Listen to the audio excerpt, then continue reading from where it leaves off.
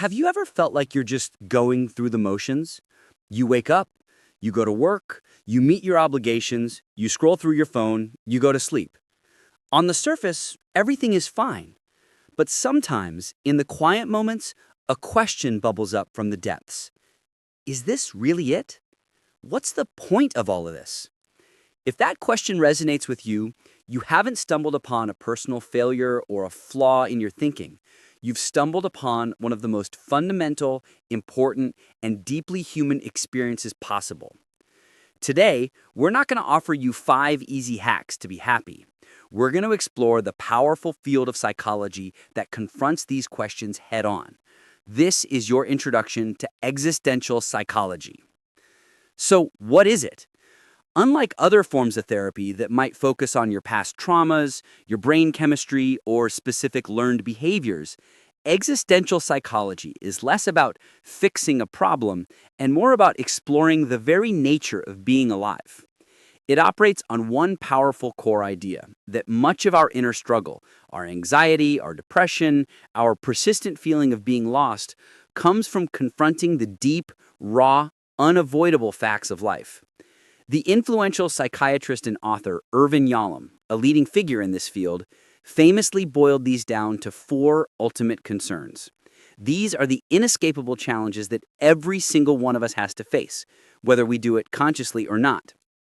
The first is death, not in a morbid, gloomy way, but in the simple, undeniable awareness that our time is limited. This isn't meant to be depressing, it's meant to be a profound wake-up call. The reality of death is what gives life its urgency and its value. Knowing you have a finite number of days, hours, and minutes can inspire you to stop postponing joy, to stop living for others' expectations, and to start living more authentically right now. The second concern is freedom. We are, fundamentally, free to make our own choices. And while that sounds empowering, it is also terrifying. There's no script to follow, no pre-written destiny that guarantees a happy ending. You are the author of your life, and the immense responsibility of writing a good story is entirely on you. The French philosopher Jean-Paul Sartre famously said we are condemned to be free.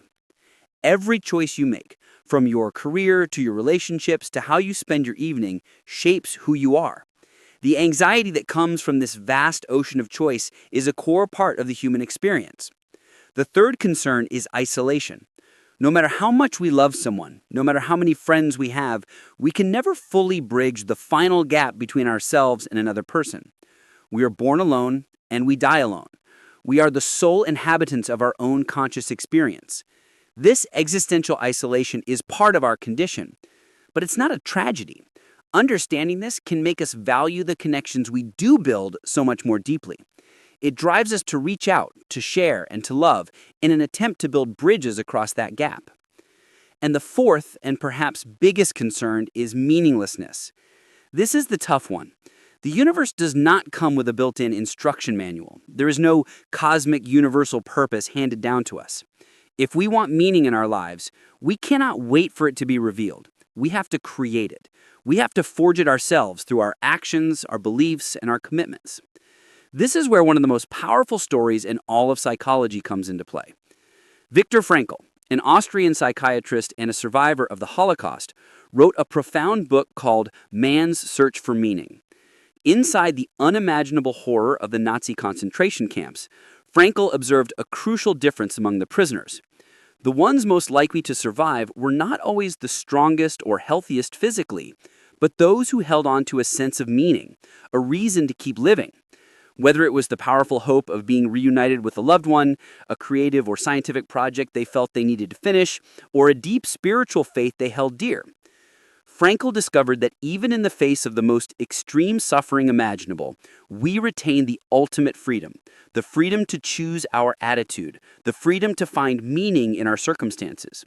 He famously wrote, "Everything can be taken from a man but one thing, the last of the human freedoms, to choose one's attitude in any given set of circumstances, to choose one's own way." So, what does all of this mean for you, today, in your life? It means that the vague anxiety you sometimes feel for no apparent reason might not be a disorder. It might be existential anxiety, the natural, unavoidable tension that comes from grappling with these big questions of freedom, responsibility, and meaning. It isn't a symptom to be eliminated, it's a signal to be listened to. It's a sign that you are awake to the realities of life. The goal of an existential approach isn't to get rid of this anxiety, it's to use it as fuel. It's motivation to conduct a courageous audit of your life. Ask yourself, are you living in a way that truly aligns with your core values, or are you just playing a role? Are you taking ownership of your choices, or are you blaming circumstances and other people? Are you passively waiting for purpose to find you, or are you actively creating a life that feels meaningful to you? This isn't about finding easy, comfortable answers. It's about developing the courage to live with the questions. It's about embracing the full, messy, beautiful, and sometimes terrifying reality of being human. It's about realizing that you are the artist, and your life is your canvas. This was just a glimpse into a vast and profound world. If these ideas sparked something in you, if they felt less like a psychology lesson and more like a home truth you already knew deep down, then you are in the right place.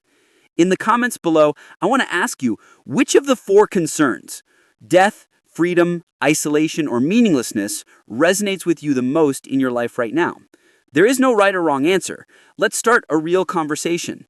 And if you are ready to continue this journey of exploration, to live a more examined and purposeful life, be sure to subscribe to Existential Psychology Insights and hit the notification bell so you don't miss our next video. Thank you for watching.